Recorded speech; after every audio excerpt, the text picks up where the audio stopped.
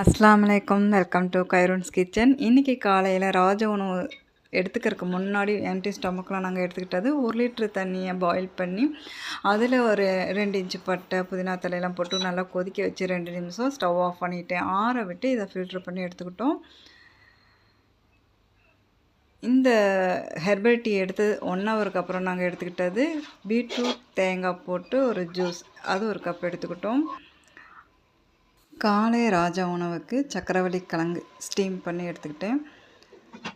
அடுத்து முருங்கைக்கீரை பொடி 1 ஸ்பூன் போட்டு மாவில் நல்லா மிக்ஸ் பண்ணி விட்டுட்டு முருங்கைக்கீரை தோசை பொடி, அதுலேயே நான் என்ன பண்ணேன்னா எக்கு ஒன்று உடச்சி ஊற்றிட்டு அது ஆஃப் பாயில் ஆனதுக்கப்புறம் ஆனியன் மசாலா அதை மேலே ஸ்ப்ரெட் பண்ணி விட்டுட்டு அப்படியே ஃபோல்டு பண்ணி அதோட தேங்காய் சட்னி, சக்கரவள்ளி கிழங்கு, ராஜா